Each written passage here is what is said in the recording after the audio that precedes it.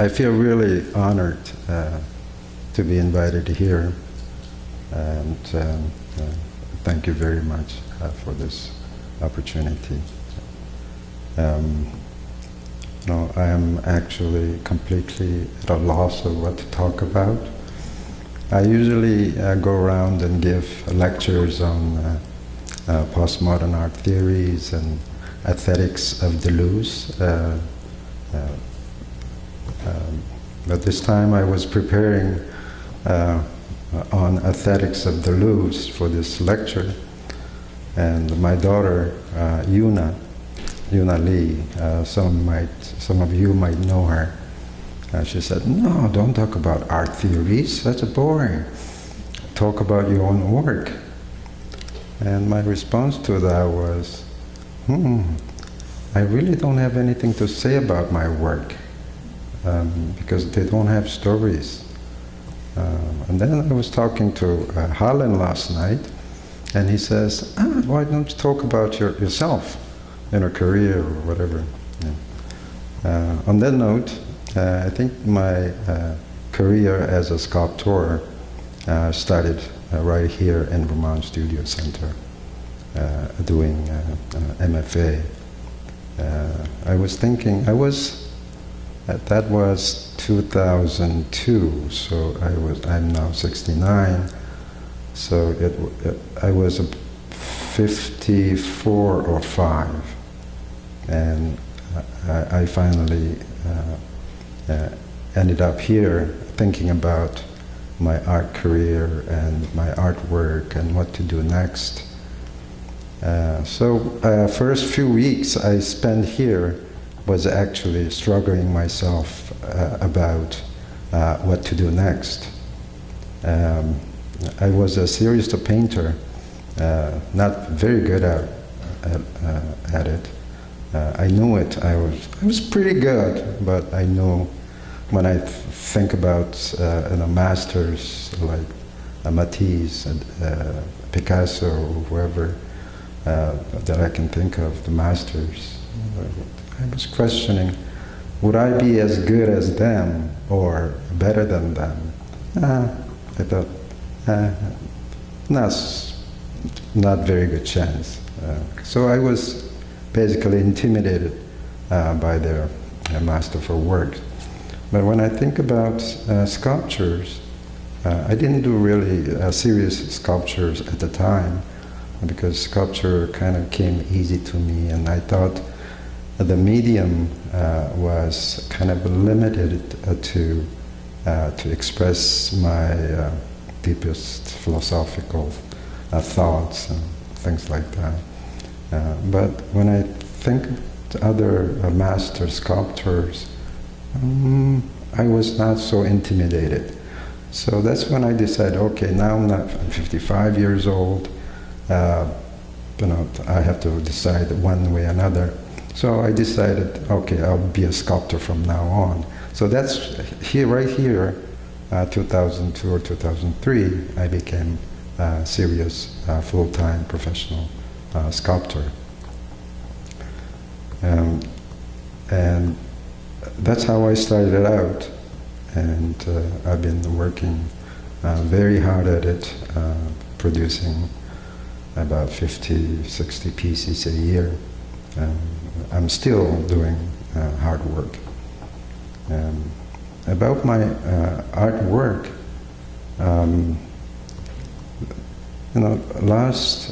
this Monday, I hired a new person to help me out with administration stuff of my artwork. And this person asked me, how did you find your niche? I said, what do you mean niche? How do you find it? I said, where do you get your ideas of your next artwork, next piece? I said, I have no idea,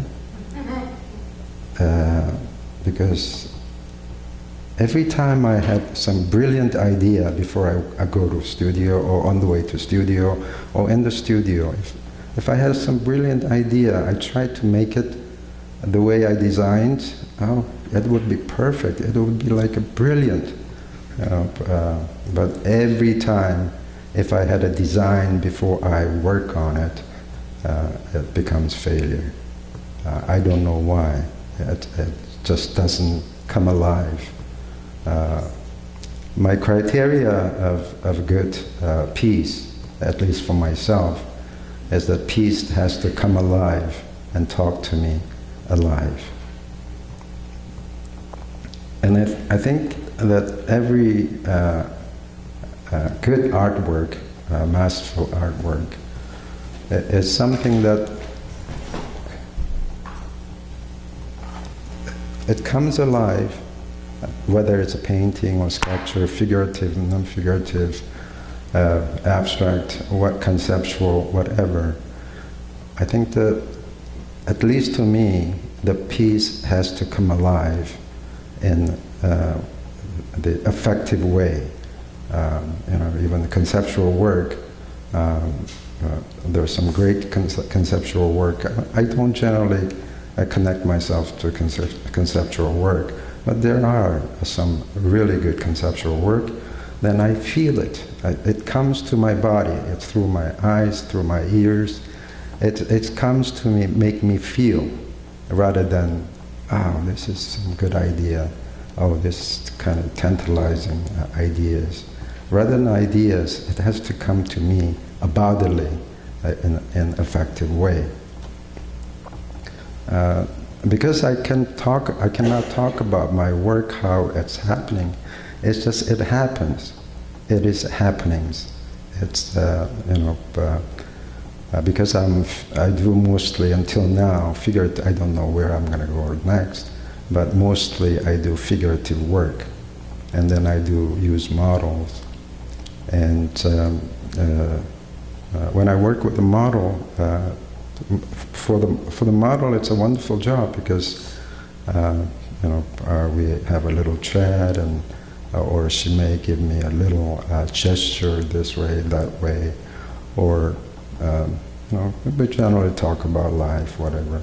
And then one split second, something that triggers me. Okay, I want to catch that energy, that line, that whatever that is, the story or whatever.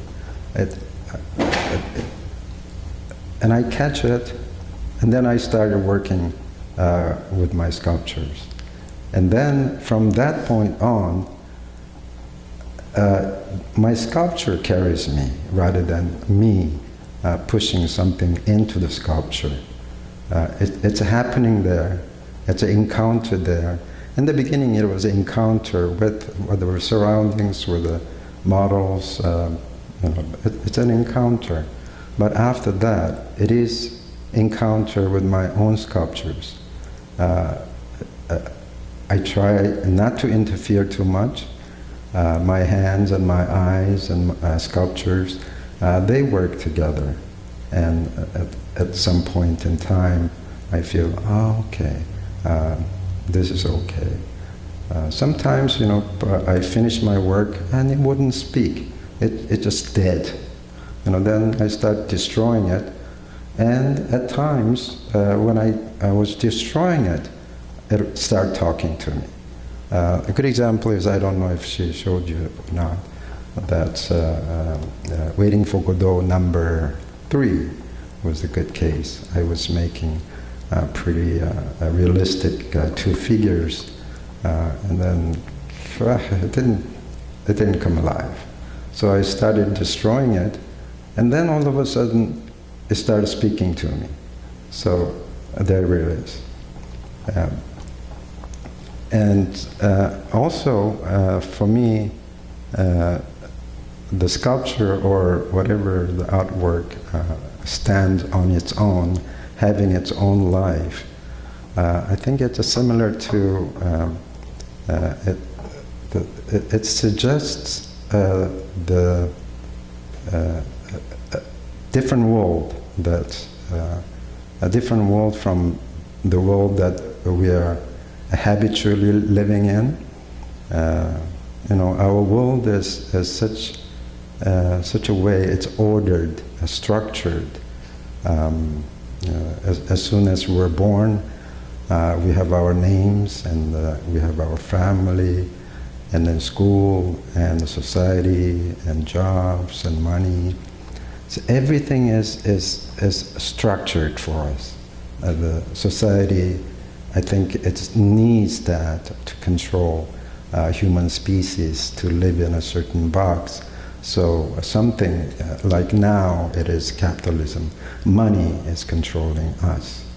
And this little box, different societies has different boxes, and different individuals will have different boxes.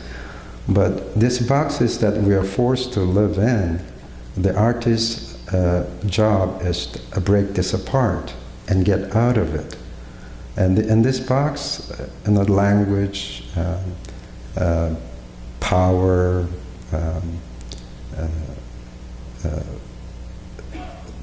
it's our pure difference is muted in there, and we live in a system, within the system of representation. There's no fresh encounter outside, and the artist's job is to go out of there from this box and get some fresh air from the chaos outside. And then we're this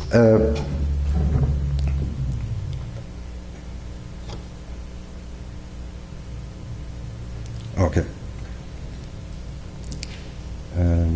So I've been babbling.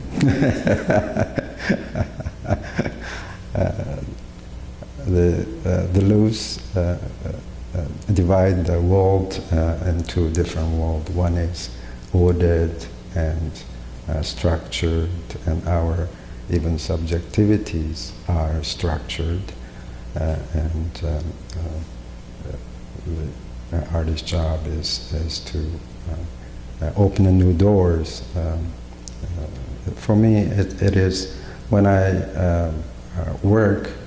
I like to work in series. So I do start with one series, and then that one piece will open a new door, and every time the new door appears, I just go there. And that's why I don't have any styles, or like there's people say my work has one lead genetics in it, but I don't intend to be that way. I want to go everywhere I want to be. I don't want to create any one lead style or one lead whatever, brand or nothing. I just want to go wherever I want to go.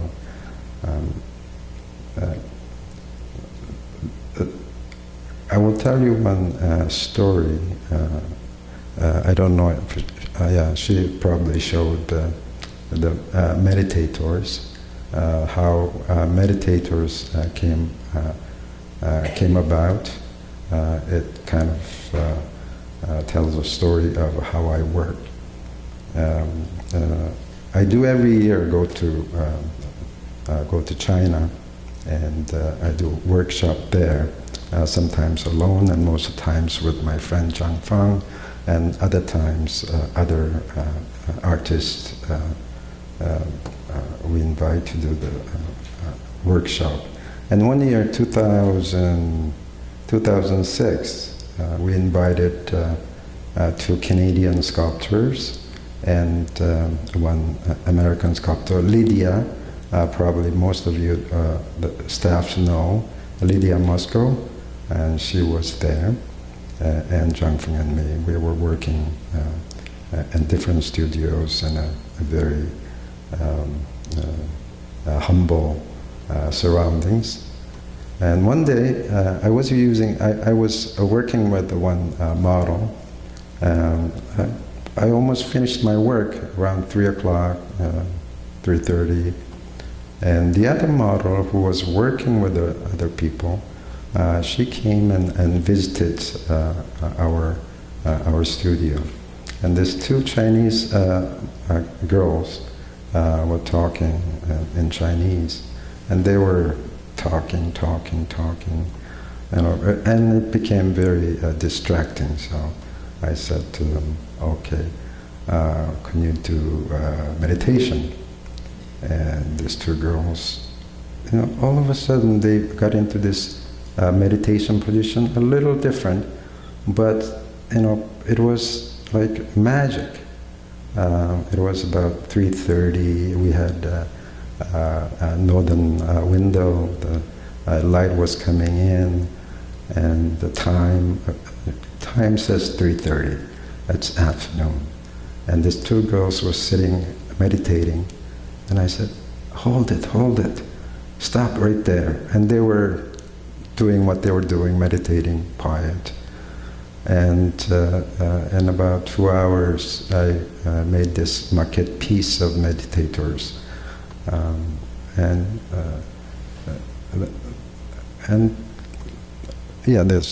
this piece came, and later it became 2 meter size, and I was making a 3 meter size, and I fell down from it, so I almost killed myself.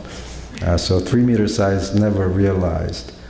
Maybe in the future, maybe it's not meant to be. So 2008, I was making 3 meter size, and I fell down and broke my inside, and I almost killed myself. And the second example that I want to give you is that I went to Vietnam for a stone sculpture symposium.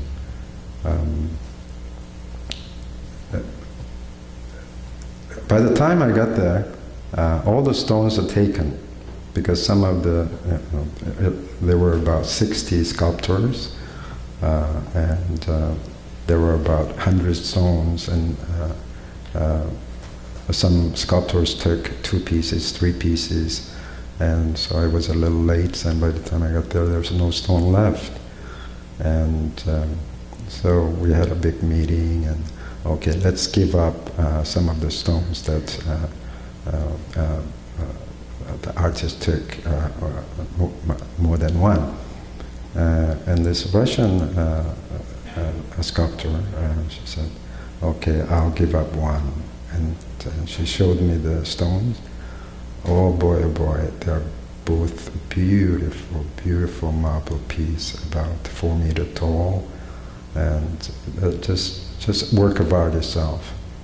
And then I saw particularly the other one was particularly beautiful. So I was hoping that she would give that up, and I was praying. And then next day she said, yeah, you can have this one. And that was the one that I wanted. The problem started right here, because it's already done. And I was looking at it. It was 2 months symposium, and I was looking at it for 1 week, and nothing came up. So I was talking to other artists. I can't come up with something that I can work on it, because the stone says, no, don't touch me. I'm here. I've been made already how many million years. I just couldn't get myself out to do anything on it. So I was talking to sculptors, and it was a bit walking distance. So for me it was difficult to walk after we had a few drinks and at night. It was a beautiful moonlight at night, and one of the Dutch guy took me on his shoulder and carried me to the site. And 5 of us were there, and under the moonlight we're looking at the stone and we're talking about it, but I still didn't get anything. But anyway, the problem was that I was there, invited to get paid, eating free and drinking free and sleeping free. I had to do something. So I really negotiated with the stone. Okay, I am sorry. I'm going to do this to you. I'm going to do this to you. And the three sides, yes, we kind of negotiated well enough to be called a sculpture piece. But the fourth side, just I made a mess out of it, completely mess out of it. And yeah, that was a real painful experience. And presenting them this piece as a symposium piece was very, very shameful, because I knew I had to listen. I should have listened to Stone and just, okay, here it is. I am sorry that I didn't work at all, but this is the piece that you should have in the national park. So that is my story of my work, and I was counting on your questions to answer. Yeah, so give me questions, and yes. There's one piece.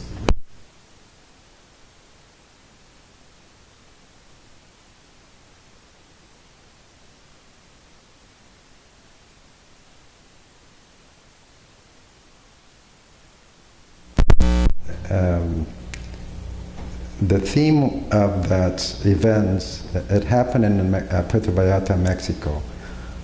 My gallery is Omar Alonso Gallery, and he wanted to have an event with the theme red.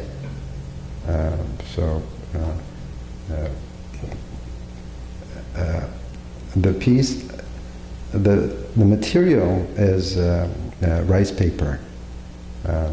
I was drawing China ink on rice paper. Like, I would do that thousands virtually in my studio, and in Mexico studio. I would do it all the time. And I used that paper on live model. My wife and me and my neighbor and other models show up to help us out, to put glue on model's body, and we put this used the paperwork on model, and we cut it out and rebuild it, and reinforced with the glue again, and then painted red, and then it has that kind of body to stand on its own. So we use this the stick to put it on the ground, and then we made about 25 of them. 28 of them, and then we added, and people were there cheering, and then we burned every one of them. Yeah, it was a kind of a conceptual, kind of half-cooked conceptual work. It's about a red jean. It's a very sexy jean, and it's made of paper, and so it was like a critique of commercialism of art. So by burning it, we're kind of critique of it, but at the same time, behind it there's a we're taping everything to use it as an image for whatever the reason that serves. So it's kind of the critique of art being commercialized, at the same time the other side using it, commercializing of decommoditization of decommoditization, something like that. So it's kind of interesting. But funny thing happened. All this, my meditative drawings, one time that Hyunju wanted to put it together for our empty wall in Mexico. So so I on the canvas I put them together, about 3 layers of them, and then put a frame on it, and then put it on my wall. And then somehow this picture of it got to my dealer in Connecticut, and she said, "Wow, they're beautiful. I want to sell this." So, okay, why not? So I put a few pieces together and sent it to her. And it was a coincidence that she was planning a show in Greenwich, and she asked me to come and attend the opening. And I was there. And then I slept in her house, and the next morning we were having coffee, and somebody, the gallery person, called this dealer. How much would you like for this painting? And I could hear it, and she said, "How much would you like for this painting?" I said, "Maybe $700. She said, "Shh." You know what she said? $7,000? It was sold. So it's a ridiculous how things work, and things frustrate you, and I understand some of you are established artists, and some of you are starting out. So I'm hoping that what I speak today would help you out a little bit. And I didn't really want to go into that getting out of our habitual subjectivities and the habitual the world of representation that we live in. We are forced in, and we're boxed in the form of a God or a king or money. Especially now, it's money that boxes us in through our own desire, induced this desire. So artists should be able to sometimes get out of it, and it's almost a meditative process, encounter with the true moment, instead of represent the things that are represented to you, preconceived, thought out, and designed and structured. We artists need to get out of it. I mean, we can't live out of it all the time, because we are living human being, and we have to make our living, and we have to deal with every little thing that comes by. Okay, then we'll live, and we can play games sometimes, but artist's true heart should be outside of it, encountering every moment, and fresh, naked, with eyes and feel, so we can. What we can offer as an artist to audience is that freshness, that the suggestion of a different world, the world that where the real difference, the pure difference is felt, and the pure desire is felt. Therefore, we bring something out of it from our feelings. Hopefully, that passes into to our work. Then the work may be fresh, and it speaks its own language, and not the language that we're used to. Deconstruction as a strategy has a problem, because deconstruction always is already working on the field of semiotics, and semiotics is the representation, and that's where we want to get out. Especially Western philosophy, Western thought, is the idea versus actual, and idea always has upper hand because it's a control system of that we, as a human, whatever. So, other questions, please. Yes. When you switch from painting to sculpture, how do you make that? Do you work with wax, clay? I started with a clay. Yeah. Now I work with all kind of materials, but I started with a clay, and clay was readily available here in Vermont Studio Center, and a kiln was right there, so it was really easy to start here. Yes. I wondered what happened with the sculpture that you said you created that was a failure after the... Oh, This 2 month symposium didn't go in the park? only real disaster was that Vietnamese symposium. And in the symposium, I usually recreate the one that I already did to